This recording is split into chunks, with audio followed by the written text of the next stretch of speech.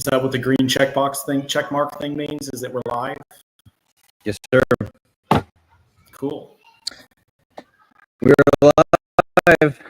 You're in an unfamiliar spot. I am. So I'm unprepared for Find Your Gold Live episode 2 in that even though everybody pretty much knows who you are by now, I imagine that's listening, I don't have anything prepared for a welcome as to who you are.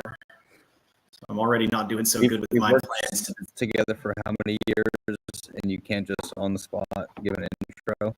Well, no, because as you mentioned, we've worked together for so many years, and so your position changes every other week, so I can't even keep up with my own. I'm making fun of myself. Yeah. You want to try?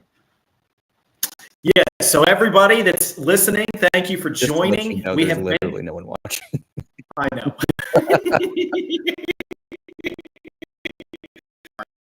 Team members.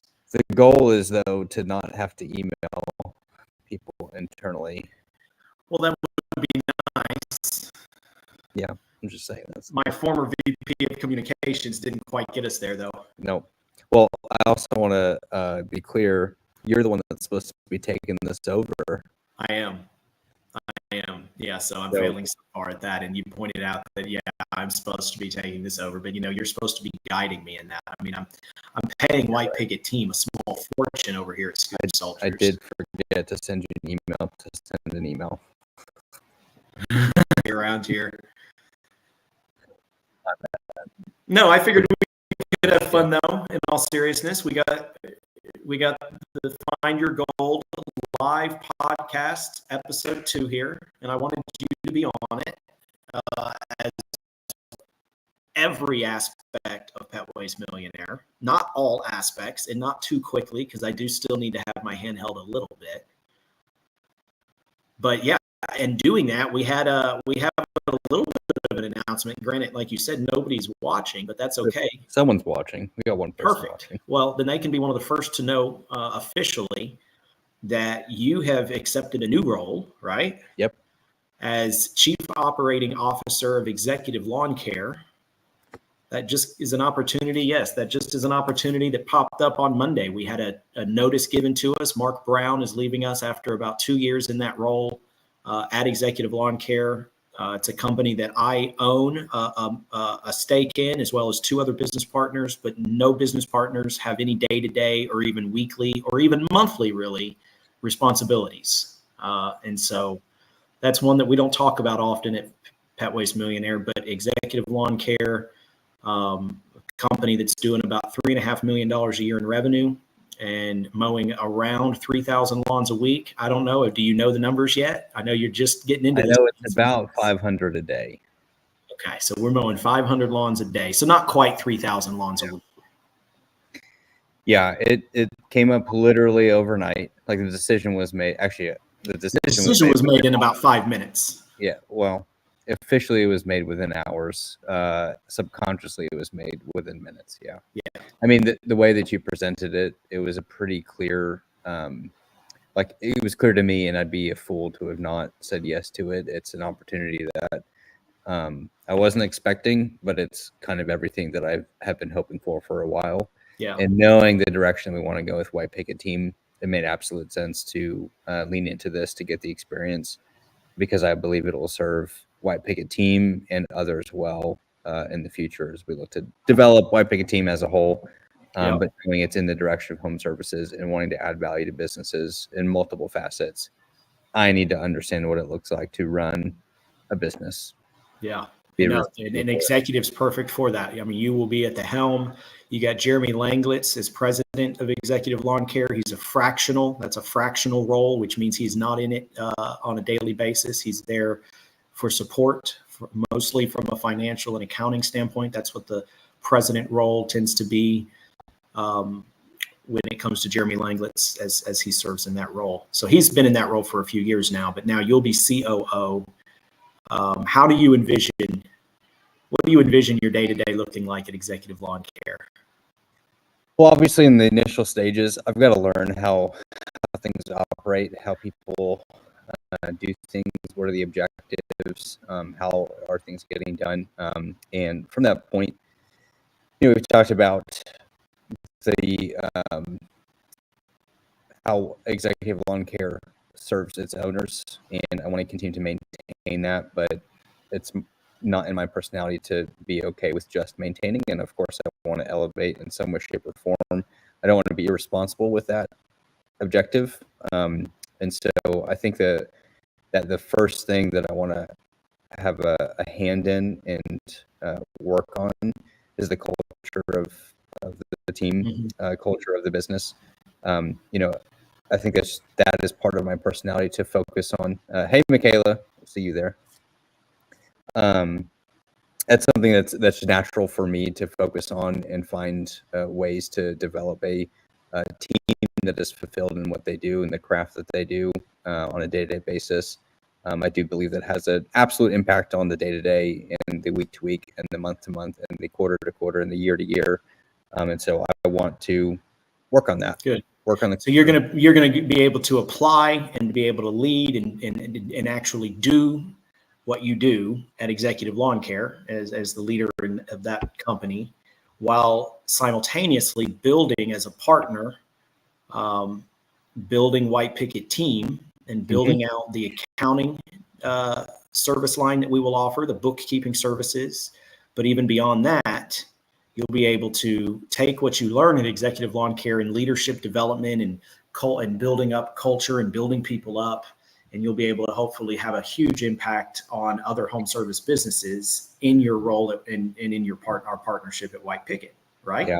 Yeah, absolutely. Jeremy Langlitz, our other business partner at White Picket Team, he and I have talked about the tailwind to success and the work that I don't know that you know that he's already started, and he's got a little bit of traction with. And so we've talked about how can. Okay, let me take a step back because we've talked about this with the Pet Waste Millionaire brand.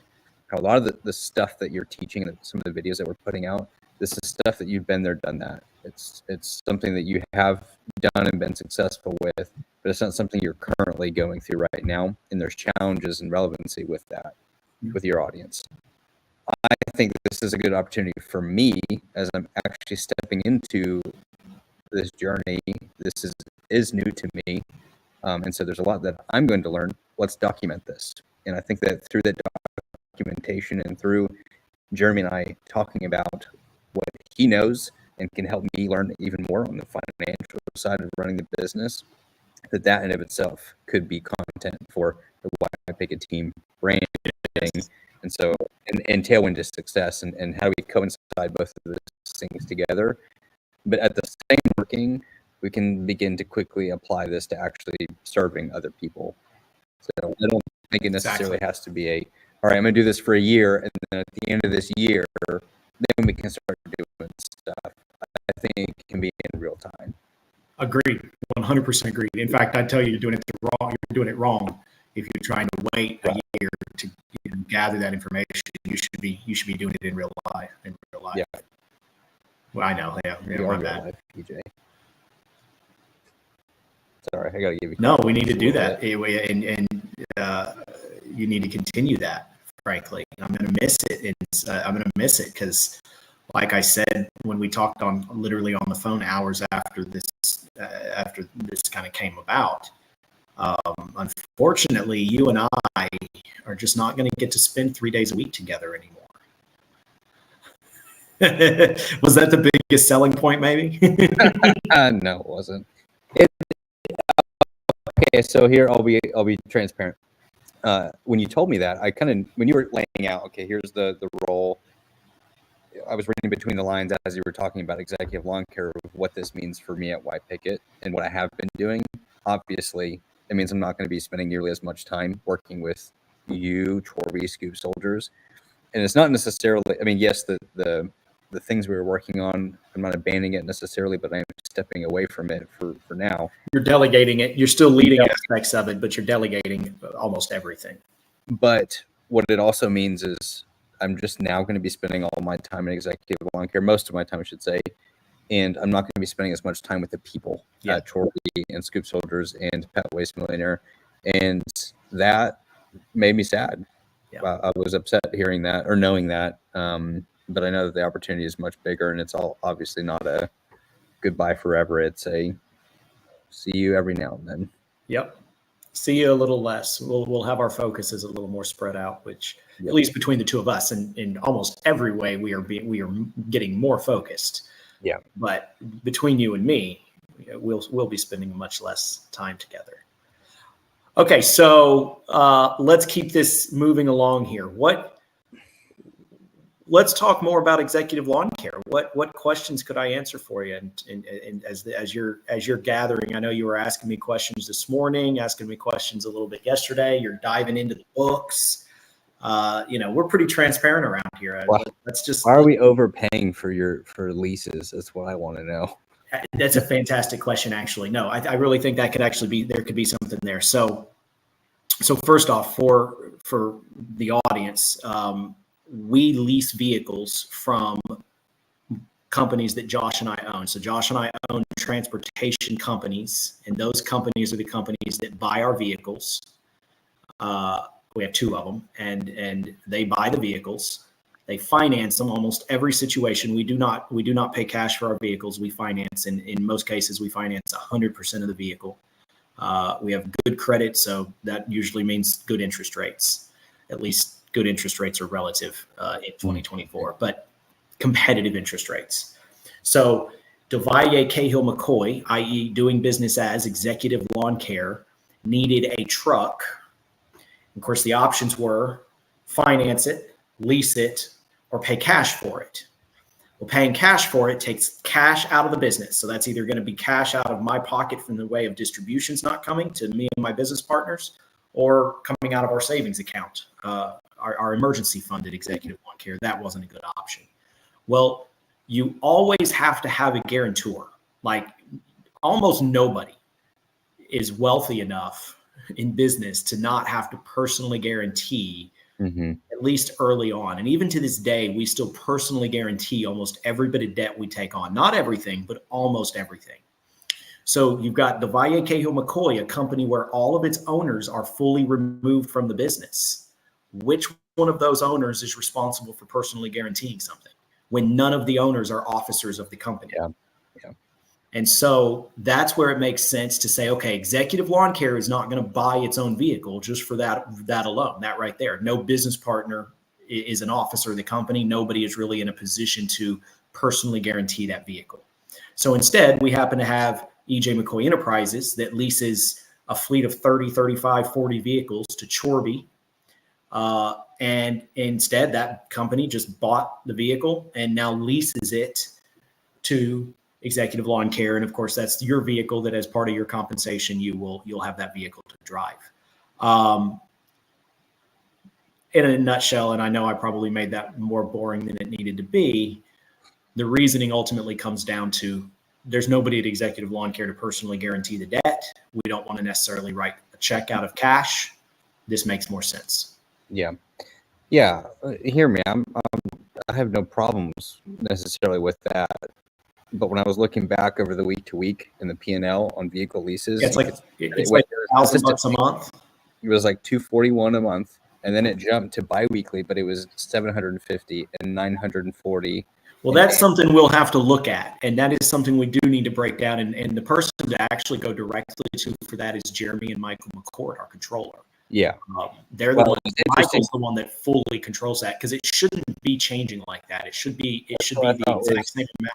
I was odd, and when I looked at the transactions, it was all going to the same bank account, and I was like, so I was curious I wonder if EJ is trying to draw more out so he can maybe make some double payments on it.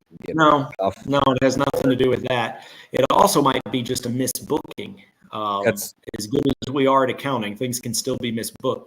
It might be White Picket's management fees, the hourly work that White Picket's doing, might be getting it somehow accidentally booked to vehicle leases, even though I don't know how that would happen, but it could be something simple, a very simple fix, most likely. I also saw the rent went up. Plum. Yes. Yeah. I'm the landlord, and the rent went up. The rent went up. The rent went to market rates. In fact, David DeValle, he's the stickler, and he was like, "Why the rent go up?" I said, "David, if you want to go and find a place within 5 or 10 or even 20 miles of you're not going to find lane, you're not going to find it." And that was the argument. So still a good deal. It is a good deal. It's just like jabs at you. But isn't it? Look, isn't that? This is a testament. Yeah. Since we're, yeah, no, it does. It does jab at you. You sound like David DeValle. But no, isn't this a beautiful business that you can have a $3.5 million business in the mowing business? That almost all of those revenues are mowing, and then maybe 10% are shrub trimming and mulch. But a $3.5 million business, and it's literally ran from a finished out 2-car garage. It's impressive. And so that's one of the things I love about the service industry is you don't have this enormous amount of capital tied up in a brick and mortar cost. Now there's negatives to that too. A lot of times brick and mortar, if you own real estate, that appreciates over time. And if you have a business that needs real estate, that's going to appreciate over time. But if you don't have the resources to even begin to think about those things, such as real estate, service businesses, that's the value in them. You could literally run a multi-million-dollar business from your kitchen table. Mm-hmm. It is very possible. The contractor model really makes that come to life. Yeah. When you're speaking to this specific business, I am curious to hear well, actually, I want to quickly advertise that you and I had a conversation about executive lawn care that we've got to redo now, a little bit about the future, but the history of the business and kind of where we're at currently, that's getting published to the Pet Waste Millionaire YouTube channel and will be on the website in the coming week or so. So if the two people are watching want to learn a little bit more about executive lawn care, please go watch that video. But I'm curious to hear, so that contractor model, that started when you purchased, no? You were going to say that I finished your sentence for you. Sorry. You were going to say that contractor model started when we bought Executive Lawn Care? Mm-hmm. No. In fact, when we bought Executive Lawn Care, July 1st, 2014, so just celebrated its 10 years since we purchased it, I bought it for, it had 3 pieces of assets within the company. It was doing about $800,000 to $900,000 a year worth of revenue, reoccurring because of the mowing. It was almost all mowing. And it was doing $800,000 or $900,000 a year in reoccurring mowing revenue every year. Residential, it was all residential. It was almost exactly like my business at the time. It looked just like it. It was about my business was doing about $1.5 million a year. This business was doing about $800,000 or $900,000 a year. Other than that, they were very similar. But I looked at the website. Was very valuable. It did well with SEO. It had been around over a decade in 2014, and in a mowing business, that made it a really old mowing website. So that was good for SEO. Still does well for SEO. I bought it because it had a team of W-2 employees and a fleet of about 6 trucks. But those W-2 employees were tenured employees. They were well-trained, and they were the same guys that came back to work every year. They were on the H-2B visa program that so many people in the lawn and landscaping live by. And at the time, we used the H-2B program. So again, it just fit perfectly. So they had the talent, they had the website, and they had a client base that fit very well into our business model. Those were the 3 pieces of assets. So we bought the business with the full intent to continue H-2B employment. That's what we were doing. That's what we did. And we did that throughout 2014. We did that in 2015. And in 2016, we were set to get our people.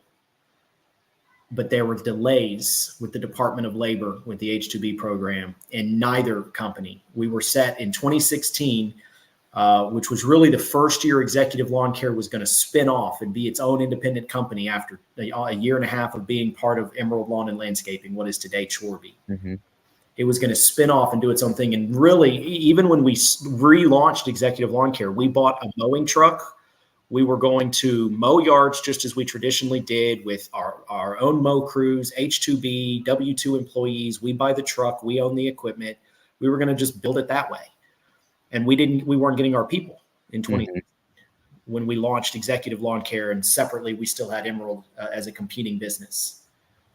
And so it was in 2016 that both companies, not because we wanted to, because we were forced to, we had to move to a subcontractor mowing model.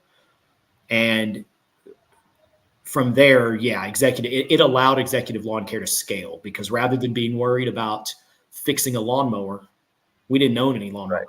Right. We just had to worry about growing the client base and making sure we had subcontractors that had the equipment and the trucks ready to go as we sold the jobs. Yeah. So how do you, okay, we've talked about systems and processes in so many different videos. How do you protect that model when it hinges on people to continue to cultivate those contractors? So what happens when something happens to that one individual? They get let go, they decide to leave. The person that is managing those contractors, who's finding new ones and cultivating those relationships, continuing to train them. What happens when that person no longer is there? That's why you've got to have either it's got to be you as the business owner, or you've got to have a deep bench. Mm-hmm. And to have a deep bench, you usually have to have some volume of scale. It's hard to operate the subcontractor model the way we do at Executive Lawn Care when you're literally hustling to make every dollar you can, and that's paying your bills personally. Yeah. Paying to keep the roof over your head and to keep your lights on, because you have to have an element of scale with it. So that's one thing to factor in. But yeah, you've got to be able to either do it yourself, or you've got to have a deep bench. And luckily we always had both. Actually, Mm-hmm. we had a business partner that was able to do it. He was bilingual and was able to do it. And thereafter, we have to have a deep bench. By the way, you got to have a deep bench of both leaders and managers within your organization. Mm-hmm. You also need to have a deep bench of the people that are actually going to go and do the work, the contractors. In this example, perfect example of a deep bench is we unexpectedly had the COO of Executive Lawn Care give a 2-week notice 4 days ago, and in 2 hours we basically had the position filled. Now that doesn't always happen out that smoothly. That's a perfect example, but that's a perfect example of having a deep bench. Yeah, love that. Well, I'm not supposed to be giving this interview. You are. You are right. And so, but I started by asking, what are your questions with regards to executive lawn care? Because it so much has changed with that. And I do think that it plays in. We don't talk a lot on Pet Waste, myself in general, about lawn care. So we talk on that. So I think it's, I get,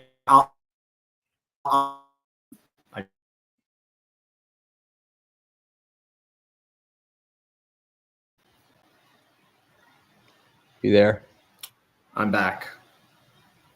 First time we've had that problem with yard. Can you hear me? It is. Yeah, I can hear you. Can you hear me? Yes, sir. Okay. Yeah, it says the internet's weak. So yeah. You asked if I had any other questions about executive lawn care.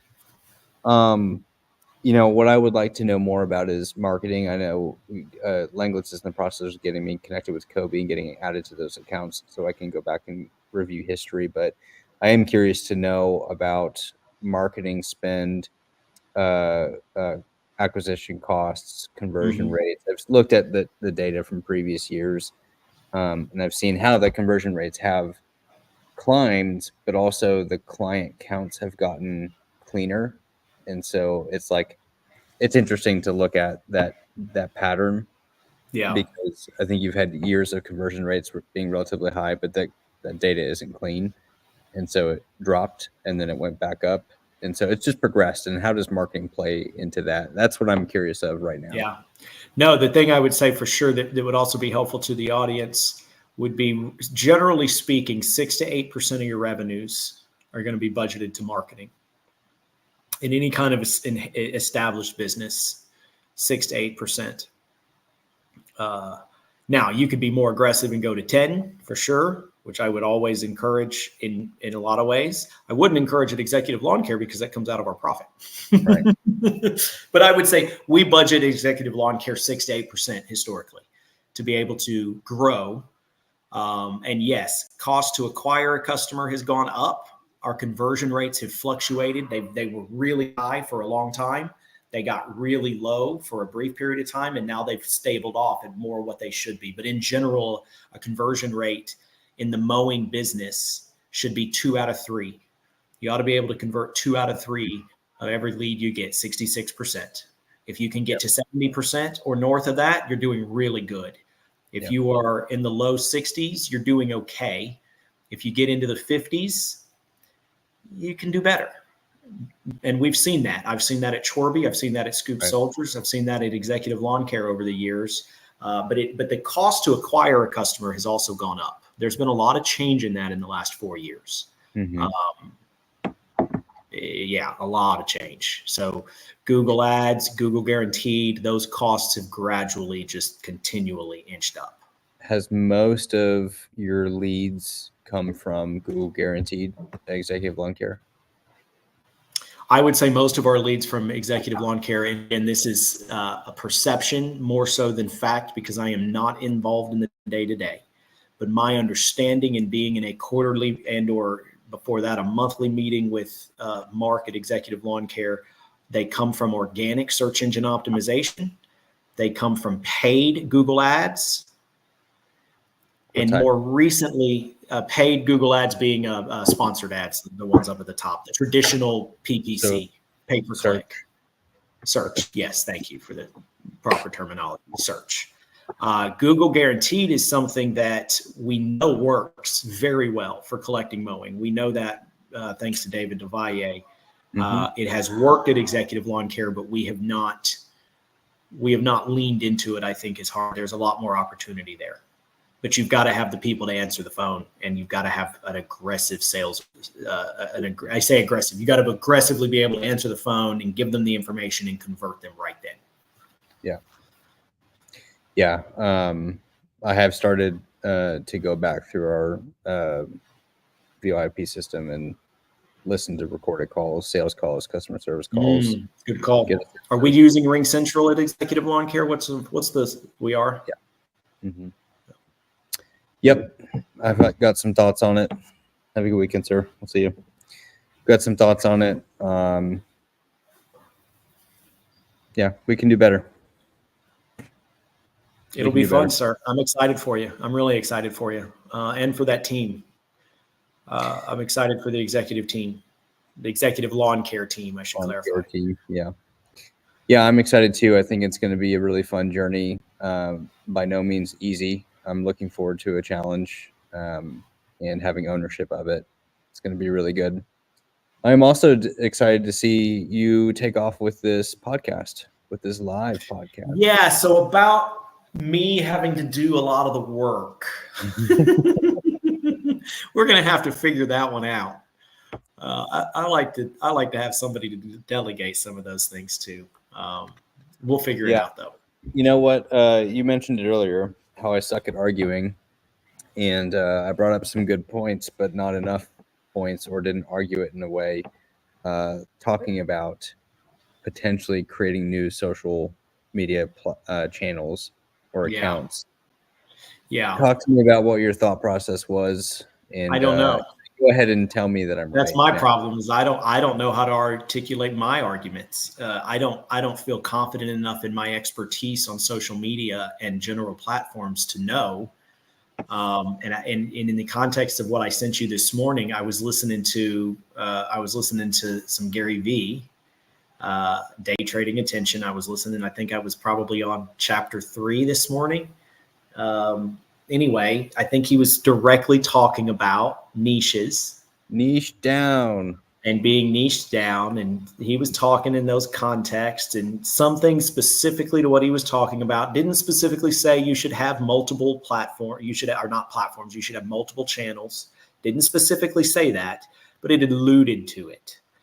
And that was just what made me think of it this morning when I sent you that chat. But even as you've been saying it, I want to argue with you and fight you on it a little bit, but I also know that there is some truth there.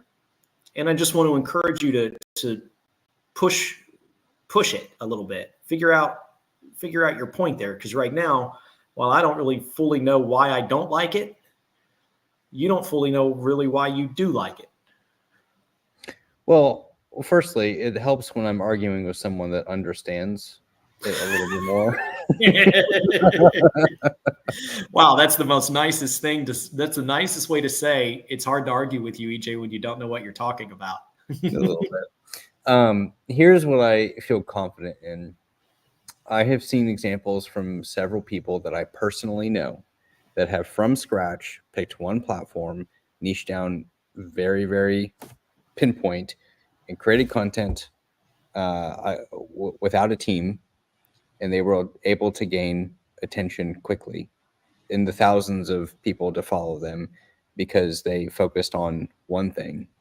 So I'll give an example of one individual who on Instagram primarily and TikTok created an account that was reviewing something about the Texas Rangers. Sorry, Will, I can't remember exactly what you do, but he was talking about something specific to the Texas Rangers, and he created content that was specific to the Texas Rangers and it was even further than that. It was something about the Texas Rangers, like an element, and he focused on that one thing, and people thought that one thing was interesting, and it created a lot of attention rather quickly. Within a month, he had over 5,000 people following him. And so when we have the Pet Waste Millionaire brand and we are doing lots of different things on it, it makes sense that one, we're not going to get a lot of attention because we're doing lots of different things. And two, it's and to your point that you've argued before, it's an incredibly, like maybe too niche of a topic. Yeah, we're not going to find aspiring lawn mowing entrepreneurs, is what you're arguing, simply because of the brand Pet Waste Millionaire. That's not going to attract people in the plumbing industry. Especially when you have a split second to capture someone's attention and get them to continue to come back. If it's not anywhere near the realm of what they might be interested in, they're going to keep on going. They're going to keep on going until they find someone that does. So if we are going to look at a different strategy, I think it probably requires another account. And I'm also not saying that we need an account on every platform. I'm saying let's choose one and focus on one thing, and let's see where that takes us. Yeah, I mean, like I say, I don't know enough to have an argument against you, other than focus. And if we had another one, that's the opposite. Here's my argument to you. So agreed. I think Pet Waste Millionaire, you can continue to do most of the things we have been doing. And in regards to something new, it needs to just be you. It doesn't need to be Sydney necessarily. You can have her help. But that goes back to that whole I don't like doing stuff on my own thing. I know. We were just talking about that. I want to have somebody that can hold my hand along the way. That also goes back to that what we were talking about, how you basically told me I'm out of touch, and that's why nobody listens to my stuff. I'm just out of touch. We can help you craft it, but you have to take ownership of it. Yeah. Because I mean, if you look at all the Pet Waste Millionaire stuff that we publish and the copy, is that if you were to evaluate it in more depth, would you say that it sounds like you? Half of it, no, not at all. Exactly. Not at all. And then the other piece that I would say, if I was truly critiquing Pet Waste Millionaire, is it is very clearly like I don't know that you can watch any of our channels or anything on whether it's YouTube or any of the other stuff and really understand and know the exact why. I mean, maybe if you watched everything, you can gather it. But we've been very ADHD, like the same story of my life. Very ADHD, and we are learning as we're going, and that's what I like. But yeah, I mean, we have this incredibly talented team. We ought to have more. We did too much too quick. Yeah, that might be true too. That might be true too. With Pet Waste Millionaire specifically, we adopted the width then depth approach that Chorbie was on, and we should have done the opposite. Looking back, maybe not. But here's at the end of the day, this is still our true north with Pet Waste Millionaires. We've got this podcast, and we want to drive awareness to this podcast or drive viewership to this podcast. And obviously, that's aspiring entrepreneurs, primarily in the trades, is what this is. And again, that's why, to me, trying to talk about a whole nother channel is almost counterintuitive to what we originally thought the Pet Waste Millionaire brand could be. Yeah. And so there's that. I just proving my whole ADHD point, but there's the Find Your Gold Live podcast that we're on right now, and then there's the Takeover Tour and our docu-series documenting our tour all across the country, which is an element of us just documenting the support we bring our franchisees by crisscrossing the country. And this is a multi-year program that will document our franchisee support. And by documenting our franchisee support, hopefully there's an element of franchise development in that. Mm-hmm. It's those two. Those are the two primary things. All of the other stuff, the shorts, the crap that is a lot less me, frankly speaking, those are the things that I think are a lot less me. Those things are simply there to bring in an audience, if I understand correctly. So I don't know that I'm super excited to rush and start another one of these when we haven't even, here's another thing to point out, when we haven't even put any money behind sponsoring awareness for this channel. Yeah. I do think it makes sense to, here's the other thing I'm thinking about is people needed a story to follow. And I think that you can document a journey in an interesting way, potentially. Maybe it's this podcast, but that's what you should be focused on, is to document the journey that you're on, because it makes you more interesting to watch. No offense. But it like the story around you, it makes it more interesting to pay attention to. And I think we intended to do that with the Pet Waste Millionaire platform, but a lot of stuff just ended up getting thrown into it. We've been very ADHD with it. It was a lot. And so I think maybe it's this podcast that is the separate account, the separate thing that you do. And this is your journey, is to connect with other entrepreneurs. Maybe that's it, potentially. Yeah. But I will also don't get me wrong. I've thought of other names. I mean, to me, there's two other like fun names that I like that are uniquely something we've used or that I have a story behind. And that is obviously Not the Sharpest Tool, which even goes farther back than Pet Waste Millionaire or Find Your Gold. Mm-hmm. But Not the Sharpest Tool. And that is a story in itself. If you said, well, what is the Not the Sharpest Tool? Well, it's my story about how I'm not the sharpest tool. But you've got that. And then you've also got something along the lines of my background in lawnmowing, Lawnmower Man, for example. My very first client ever, Dan Ashwell, always called me Lawnmower Man. And I always thought it was a fun term of endearment, so to speak. Sounds like a superhero. Lawnmower Man, exactly. Maybe that's your, we've talked about a children's book for poop scooping. Maybe that's your children's book. Lawnmower Man. I like it. Yeah. Ooh, that could be really good. And I still really like the children's poop scooping book. I think that's a great idea. It's not my idea. Got to give credit where it's due. That's Nick Paulus's idea. Yep. I paid a lot of money for that idea, but it's a good idea. It's a great idea, and that's a great. Nick's a really awesome guy. I kind of have missed him this last year, but yes, I still want to do that. Still got a lot of stuff to do. That's what I'm saying. Like the idea of adding another freaking YouTube page, but you can scale down significantly on what we're already doing.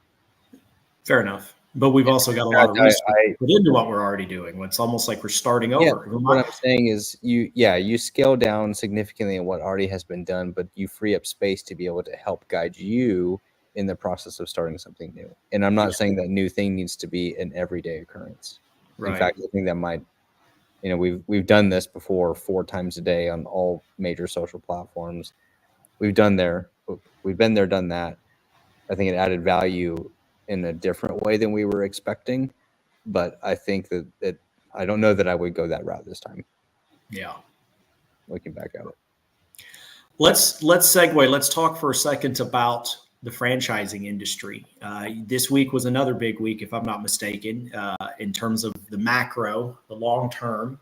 So not only are you the new soon-to-be COO of Executive Lawn Care, but you also registered for your CFE and tell me remind me, and I'm not kidding, like right now, I cannot remember what CFE stands for. Certified Franchise Expert?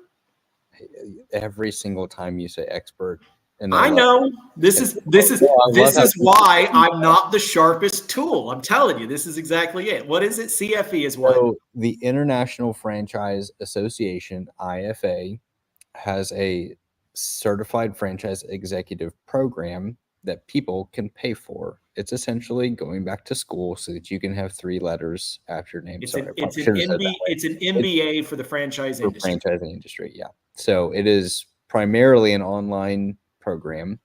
It's broken into 3 sections. It's all credit hours, like a college is. And you have a foundations of franchising section. I can't remember what the second section is, but it's all relating, I think, more so to like marketing and franchise development. And then it gets into your attendance in conferences. And so that's your actual networking with other CFE candidates and other existing CFE holders. And it's something that you have up to 3 years to complete it. I think most people do it in about a year, maybe 2 years.